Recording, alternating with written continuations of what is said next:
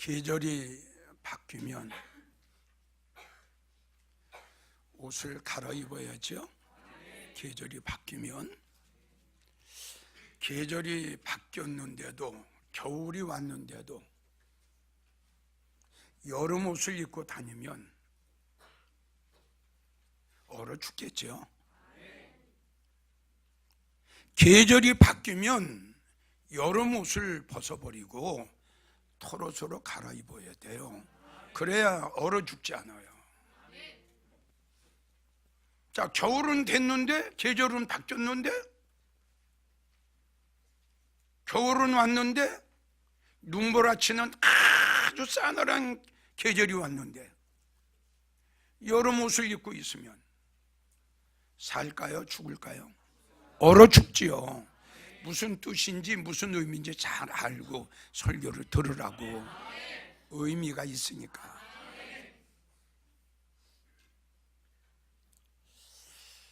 자식들이, 자녀들이, 어린 자녀들이 계절이 바뀐 것을 모르고 여름 옷을 입고 있으면 누가? 부모가 데려다가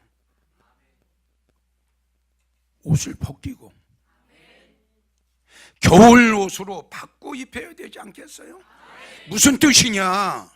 성도들이 우리가 살고 있는 때가 어느 때인가를 모른다면 목사님이 성도들에게 그 시대에 맞는 옷을 입혀야지요. 즉 무슨 말이냐? 성도들이 우리가 살고 있는 때가 어느 때인가를 모른다면 목사님이 그 시대를 알리고 그 시대에 맞는 설교를 해줘야 되지 않겠느냐 이거죠. 그런데 계절을 따라 옷을 갈아입혀야 할 이 주의 종들이 지금 시대를 모르고 때를 모르고 그러고 있단 말이에요. 그럼 그 성도들 어떻게 되겠어요? 정말 이제는 우리 목사님들 세례 요한이 광야에서 아멘 그렇게 이스라엘 백성들에게 외쳤듯이 지금 주의 종들이 외쳐야 할 설교는 바로 이겁니다. 회개하라. 왜?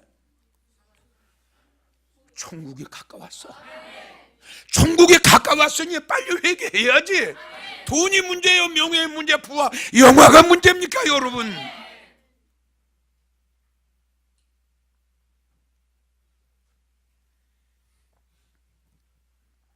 그래서 내가 방금 전에 이야기를 했죠. 엄마가 옷을 안 갈아입히면 자식들이라도 스스로 옷을 갈아입어야지. 옷 갈아입혀주지 않는다고 그냥 있을 거요? 그럼 얼어 죽지. 아니 목사님이 옷 안 갈아입혀주면, 목사님이 그 시대에 맞는 설교를 안 해주면 그 시대에 맞는 설교를 해놓은 데를 찾아가야 될 거 아니야. 맞아요? 안 맞아요? 왜? 내가 살아야지. 맞죠? 내가 살아야죠. 정말 거듭 말하지만 우리 목사님들은 세례 요한이 광야에서 외쳤던 이 설교 해 주셔야 되고 성도들은 이 설교를 들어야 살아요. 이 설교 듣지 않으면 위험해요. 그래서 또 말씀드려요. 이기웅 목사를 계속 들었던 성도들은 아마 목사님 헌설교 또 해, 헌설교 또 해 이렇게 생각할지 모르지만 이 말씀은 그만큼 중요하기 때문에 이 설교를 들었으면 결단을 해야 돼요. 이런 설교를 들으면 나는 여러분들에게 말씀드렸어요. 요한복음 17장 17절 하나님의 말씀만이 진리다. 다른 건 진리가 아니란 말이에요. 이게 얼마나 중요한 말인 줄 알아요? 요한복음 1장 4절을 보면 하나님의 말씀만이 내 영혼을 살리고 죽은 영혼 살리고 죽은 믿음 살리고 죽은 기도 살리고 죽은 찬양 살리는 하나님의 말씀의 생명이다 그랬어요. 성도님들, 세상에 부자 되는 설교 듣고 영혼이 살아납니까? 믿음이 살아납니까? 기도가 살아납니까? 부자 되는 설교 듣고 여러분들이 생활의 변화가 왔느냐 이겁니다. 철학적인 설교 듣고 여러분들의 영혼이 부해지는 역사가 일어났느냐 이겁니다. 왜 그럴까요? 하나님 말씀만이 생명이라고 그랬기 때문에 다른 거는 생명이 아니란 말이에요. 아무리 유명한 예화를 할지라도 그것은 예화로 끝나지, 그거는 진리가 될 수가 없고 생명이 될 수가 없다. 내 말이 아니라 여호와 하나님의 말씀이에요. 자, 생명의 말씀을 들어야 죽었던 내 영은 살아나죠. 그렇죠? 기도도 살아나고 찬양도 살아나고 믿음도 살아나고 생활의 변화가 확 올 거 아니에요? 이거는 다른 거 없어요, 여러분. 여러분들을 죽은 영혼, 잠든 영혼 깨우는 건 하나님의 말씀밖에 없습니다. 이 세상 방법 가지고는 절대 죽어있는 영혼 살릴 수가 없습니다. 자, 광해 세례 요한의 소리가 어떤 소리였냐? 회개 소리예요. 회개하라. 이제는 성도님들, 축복의 열차, 행복의 열차에서 빨리 내려와야 돼요. 내려와서 회개의 열차로 갈아타야 돼요. 내 말 잘 들어. 그 열차 타고 있다가는 아주 불행해질 거야. 빨리 갈아타야 돼. 빨리 갈아탈 기회를 놓치면 안 돼요. 그 축복의 열차, 행복의 열차, 또 잘 살아보자는 또 열차는 편안하겠죠. 아무 부담이 없겠죠. 부담이 있을 리가 없죠. 좀 행복하게 한번 살아보자 하는데 뭐 부담이 될 수가 없죠. 얼마나 편안합니까? 그렇기 때문에 성도들은 그 열차에서 내려 회개의 열차를 타기를 싫어하는 거예요. 왜? 회개의 열차를 타면 부담이 가요. 금식해야 돼요. 무릎 꿇어야 돼요. 몸부림쳐야 돼요, 예수님 앞에. 그러니까 누가 그 열차에서 내리려고 합니까? 내리려고 하질 않아요. 그래도 여러분들 살려면, 불행해지지 않으려면 마음의 결단과 마음의 결심에서 내려와야 됩니다. 이 설교를 잘 들어주셨으면 좋겠어요. 다시 사랑하는 성도 여러분, 그리고 방송을 통해서 이 설교를 들으시는 성도님, 지금 여러분 성도님들은 어떤 열차를 타고 있나요? 행복의 열차지요, 축복의 열차지요, 틀림없죠? 세상의 열차지요.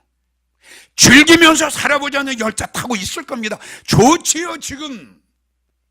그런데 여러분 주님 오실 때를 생각하셔야 돼요. 빨리 갈아타세요. 이 열차를 타면은 주님 다시 오실 때에 그 주님 영접하기는 매우 힘들 겁니다. 힘들어요. 두 번째, 이 열차 타고 있으면 영적으로 살아있는 성도는 불가능합니다. 믿어주면 아멘 하세요. 불가능하죠.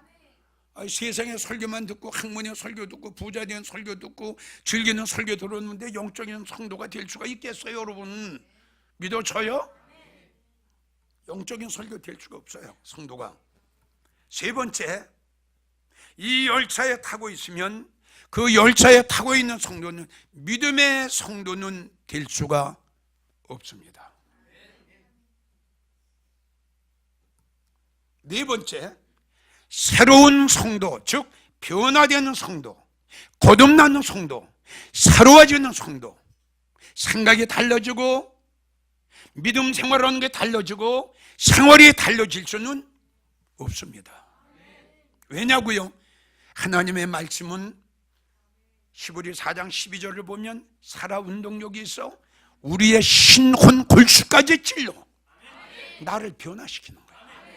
내 생활을 바꿔놓게 하고 내 생각을 변화되게 하고, 이것이 하나님의 말씀의 역사인데, 지금 말씀드린 대로 세상의 학문적인 설교를 가지고 내가 변화가 되겠어요?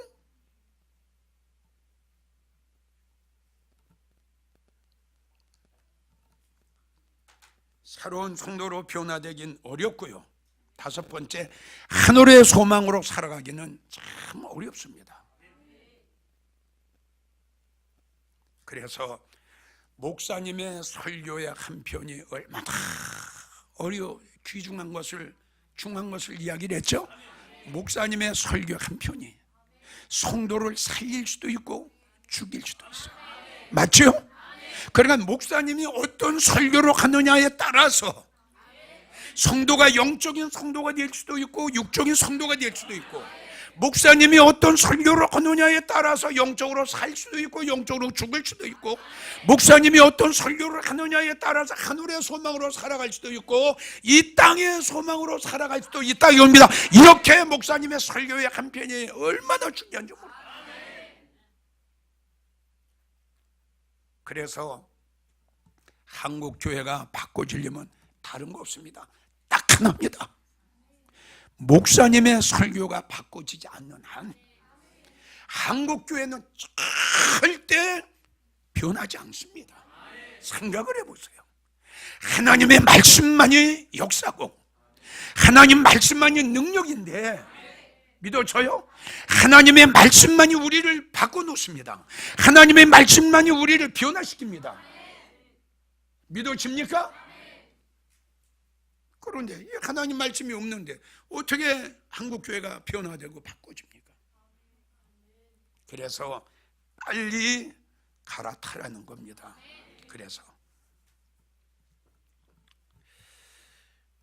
회개 없이는 하나님과 화목할 수가 없어요. 하나님과 화목하려면 철두철미한 회개해야 됩니다. 그리고 회개 없이는 하나님의 사랑과 하나님의 은혜와 하나님의 긍휼하심을 받을 수가 없습니다. 회개 없이는 기도의 응답이 없습니다. 여러분, 회개 없는데 하나님께서 그 성도의 기도를 응답해 주시겠어요? 무슨 말이냐? 하나님하고 꼬였단 말이에요. 하나님하고 화목하지 않단 말이에요. 하나님하고 사이가 좋지 않단 말이에요. 그런데 그 성도가 하나님하고 꼬여있는 성도가 기도한다고 그 기도가 하나님 앞에 상달이 되겠어요? 상달 안 돼요. 내가 그 전에 말씀을 드렸죠. 자, 기도를 했는데 왜 응답이 없냐? 이걸 한번 찾아봐라. 기도를 했는데 왜 문제가 해결이 안 되냐? 한번 찾아봐라. 틀림없이 하나님하고에 걸린 게 있을 거다. 하나님하고 걸린 게 없는데 문제가 해결 안 됐다 그러면 그거는 뭐야? 하나님께 더 기도하라는 거죠. 그렇죠? 회개 없이는 나의 모든 죄를 용서받을 수가 없죠.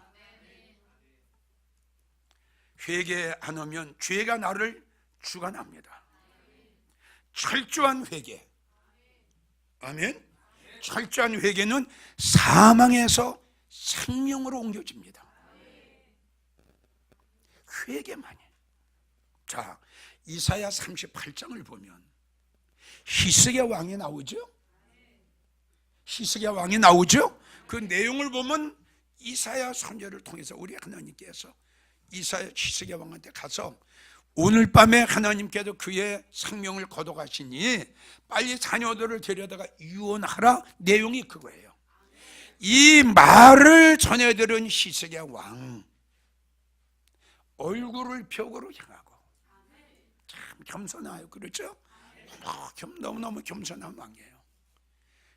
그래서 그 히스기야 왕이 그렇게 하나님 앞에 그 목루왕 그냥 회개하잖아요.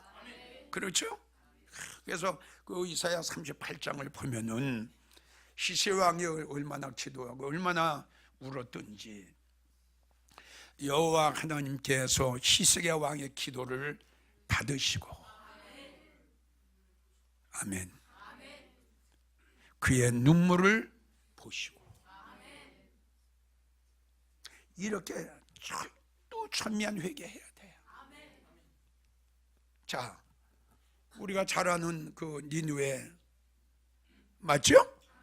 니느웨 멸망당할 수밖에 없었죠. 그렇죠?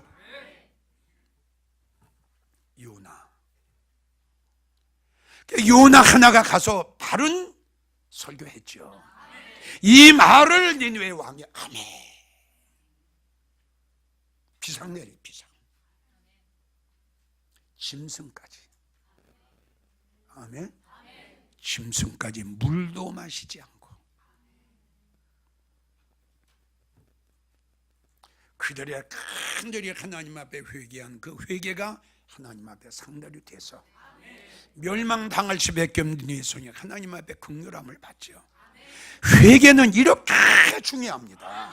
죽을 수밖에 없는 히스기야 왕이 15년의 생명의 연장을 받은 것은 철두철미한 하나님 앞에 눈물 뿌리며 몸부림치며 기도했던 회개 기도입니다.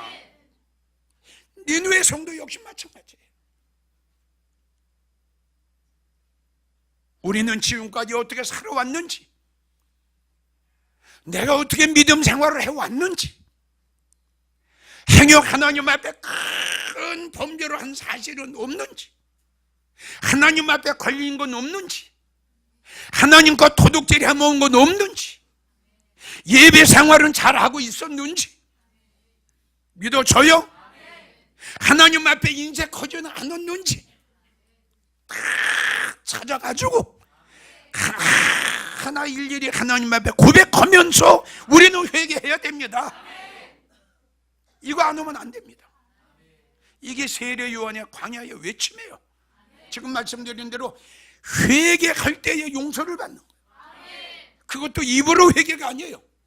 히스기야 왕처럼, 니느웨 백성처럼, 니느웨 왕처럼 왕복을 벗고 조복을 벗고 죄를 무릅쓰고 눈 뿌리며 금식하며 기도하는 그 기도, 이럴 때에 우리는 죄의 사슬에서 해방을 받을 수가 있죠. 회개 없이는 용서를 받을 수가 없죠. 그래서 에스겔 18장 30절을 보면 돌이켜 회개하고 모든 죄에서 떠날지어다. 이젠 죄에서 떠나야 돼요. 모든 죄에서 떠나야 돼요. 모든 죄에서 떠나야 돼요. 이제는 결단, 결심, 각오해야 됩니다. 농담으로 듣지 마세요. 설마로 듣지 마세요. 두 번째는 천국이 가까웠느니라 라는 뜻은 주님 오실 날이 가까웠다는 거예요. 주님 오실 날이 가까워 버림받지 않고 마태복음 24장 주님 오실 때에 들림받고 주님 오실 때에 데려감을 당하기 위해서는 회개해야 되고, 맞죠? 그리고 주님을 기다려야죠. 그래서 회개하라. 왜? 천국이 가까웠다. 회개하라. 왜? 주님 오실 날이 가까웠다. 이 뜻이다 이겁니다. 천국의 소망으로 살아가는 성도들, 주님을 기다리며 사모하며 사랑하는 성도들, 가진 핍박과 멸시와 비방을 들으면서도 그날을 손꼽아 기다리며 사랑하는 믿음의 성도들, 천국에 가서 예수님이 주시는 그 영광의 세마포를 입고 그 영광의 면류관 받을 그날을 기다리며 사랑하는 성도들, 생명 바쳐 물질 바쳐 최선을 다해 예수님 앞에 충성했던 성도들에게는 천국이 가까웠다라는 이 설교가, 주님 오실 날이 가까웠다는 이 설교가 그들에게는 큰 힘이 되고 그들에게는 큰 위로의 힘의, 아멘, 아주 천국 같은 보화 같은 메시지가 될 겁니다. 지금도 어딘가는 그래도 영적으로 살아서 영적으로 깨어서 그래도 다시 오실 주님을 손꼽아 기다리면서 그 복음성가에 있는 대로 먼 하늘 이상한 구름만 떠도 행여나 내 예수님 오시는가 해 창문 열고 멀리 바라보던 맘, 오 주여 언제나 오시렵니까? 이 재림의 신앙, 주님을 기다리는 이 성도들이 어딘가에 있습니다. 난 그렇게 생각합니다. 자, 엘리야 시대 때 모든 이스라엘 백성들이 다 바르게 무릎을 다 꿇었지요. 그때에 바르게 무릎을 꿇지 위한 믿음의 성도 7,000명을 우리 하나님께서 남겨놓으셨어요. 난 그러한 성도들이 지금도 우리 한국교회에 어딘가는 있다고 생각합니다. 7,000명밖에 없어요. 오늘 이 자리에 참석한 여러분들이 거기에 해당되는 성도가 됐으면 좋겠어요. 세상에 무릎 꿇지 않는, 돈에 무릎 꿇지 않는, 세상의 부와 영화의 명예에 무릎 꿇지 않는, 오직 하늘의 소망으로 살아가며 믿음의 정교를 지킨 이러한 믿음의 성도들, 이러한 성도들의 가장 바라고 듣기를 원했던 것은 주님 오실 날이 가까웠다, 천국이 가까웠다.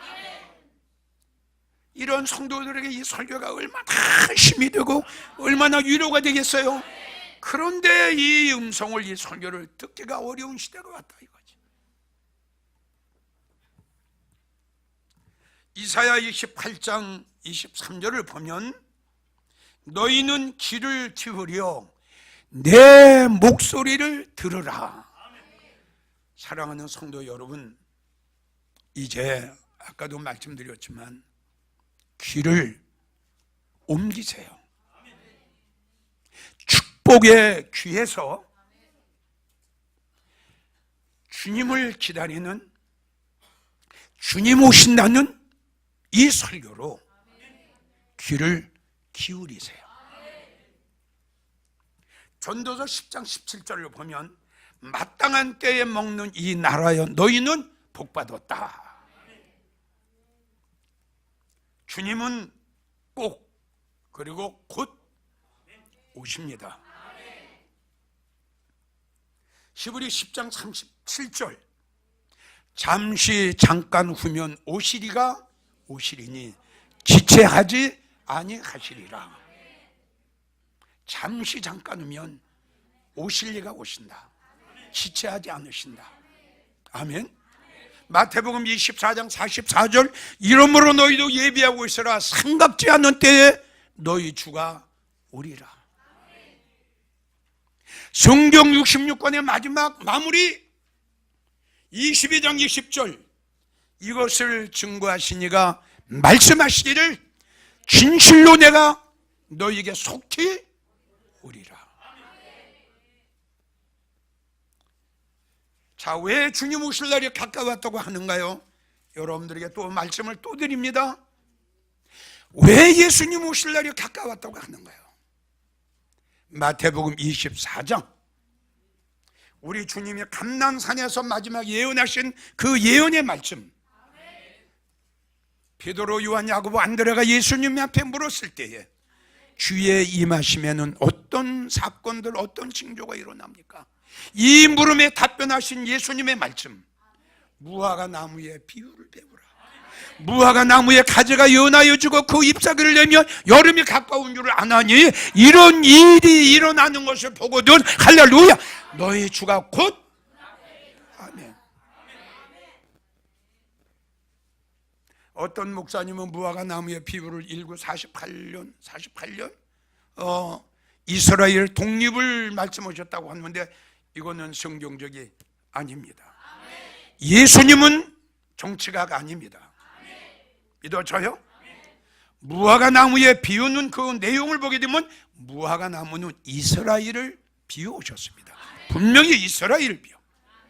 가지가 연하여졌다고 하는 뜻은 유대인들의 마음이 오픈이 돼서 언젠가는 2000년에 오셨던 예수님은 하나님의 아들이다. 그들이 나를 영접한 날이 올 것이다. 믿어져요?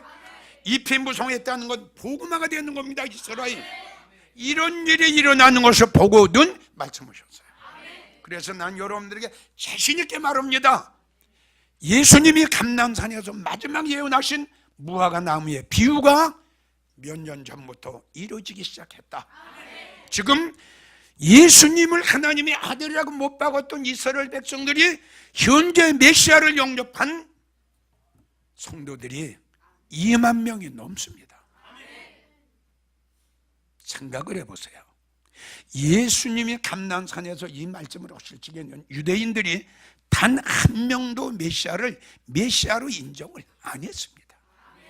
그런데 지금 예수님이 언젠가는 저들이 나를 십자가에 못 박았던 저들이 메시아가 구세주가 아니라고 배반했던 저들이 언젠가는 나를 하나님의 아들로 영접할 날이 올 것이다. 이런 일이 일어나는 것을 보고도 너희 주가 곧 임할 줄 알라.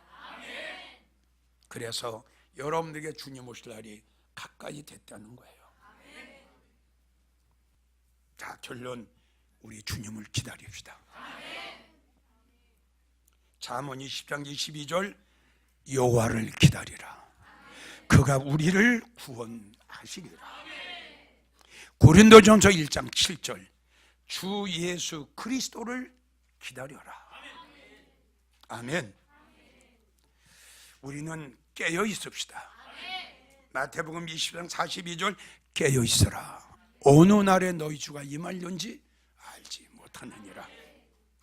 요한계시록 16장 15절 내가 도적같이 너에게 임하리니 누구든지 깨어 자기 옷을 지켜 벌거벗고 다니지 아니하며 부끄러움을 당하지 아니하는 자는 복받았다.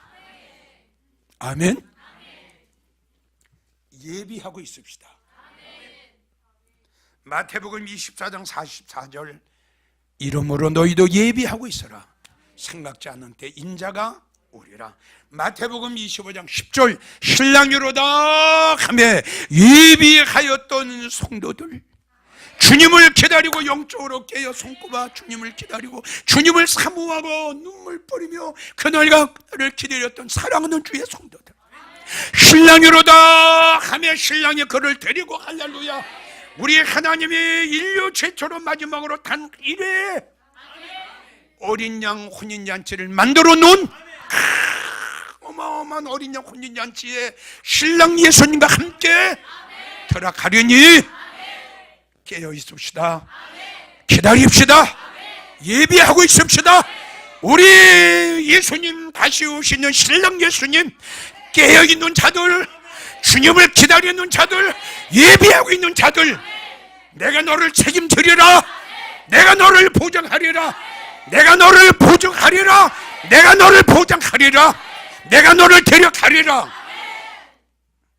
믿음의 종교를 지키며 그날을 기다리고 그날을 사모하며 사랑하는 성도들은 우리 하나님께서 절대적으로 성경에 나왔죠. 내가 너를 보장하리라. 멋있죠. 내가 너를 보장하리라. 나는 부족해도 나는 연약해도 나는 주님을 영접할 수 없어도 내가 너를 책임져 줄게.